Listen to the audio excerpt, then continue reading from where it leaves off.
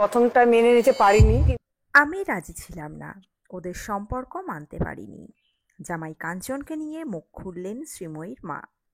জামাই ষষ্ঠীর আগেই কাঞ্চনকে নিয়ে বিরক্তি প্রকাশ করলেন কাঞ্চনের শাশুড়ি। বন্ধুরা, চ্যানেলে নতুন হলে চ্যানেলটি সাবস্ক্রাইব করে রাখতে পারেন ও ভিডিওটি শেয়ার করতে পারেন। টলিপাড়ায় নিজেদের ট্রেন্ডসেটার বলে দাবি করা জুটি অর্থাৎ কাঞ্চন মল্লিক আর শ্রীময়ী চট্টরাজকে নিয়ে যেন আলোচনার শেষ নেই। সমাজ মাধ্যম থেকে শুরু করে সংবাদ মাধ্যম, যেখানেই চোখ পড়ে দুজনকে নিয়ে কিছু না কিছু আলোচনা চলতেই থাকে। বর্তমানে তাদের সঙ্গে যোগ হয়েছে মেয়ে কৃষ্ণীর নাম। সম্প্রতি মুখে ভাতে সামনে এসেছে তার মুখ, আর এরপর থেকেই বাবা মায়ের সঙ্গে সব সময় দেখা যায় তাকে। এই নিয়ে সমালোচনাও কম হয় না। অনেকেই বলেন কাঞ্চনকে নাকি বাবা কম, দাদু বেশি লাগে।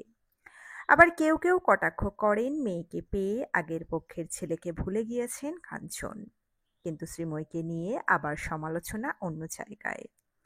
প্রথমত, বরাবর তাকেই দায়ী করা হয়েছে কাঞ্চন আর পিঙ্কির সম্পর্কে তৃতীয় ব্যক্তি হিসাবে ঢুকে সম্পর্ক নষ্ট করে দেওয়ার জন্য।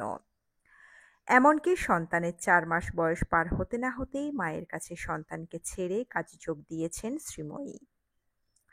সেই প্রসঙ্গে তিনি বলেছেন, আমার মা হচ্ছে কৃষ্ণীর আসল মা। এই কথা নিয়েও তুমুল কটাক্ষের শিকার হয়েছেন তিনি। তাছাড়া প্রায়ই পিঙ্কিকে নিয়ে খারাপ মন্তব্য করে জনগণের ক্ষোভের মুখে পড়েন কাঞ্চনের বর্তমান স্ত্রী শ্রীময়ী। উল্লেখ্য, কৃষ্ণীকে বড় করার দায়িত্ব এখন শ্রীময়ীর মায়ের কাঁধে।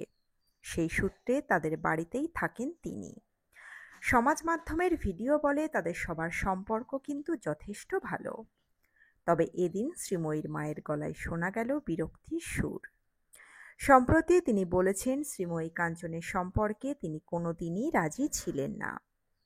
এমনকি প্রথম দিকে মেনে নিতে পারেননি, অনেক দিন সময় লেগেছে তাদের সম্পর্কটা তার মেনে নিতে।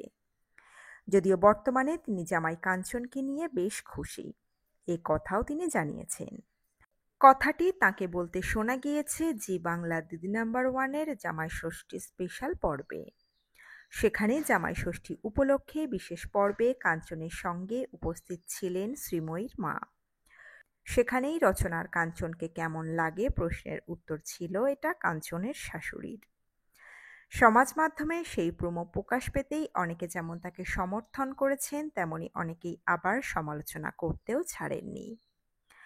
অনেকে বলেছেন 4 নম্বরের বিয়ের পরও কি এভাবেই বলতে পারবেন শাশুড়ি?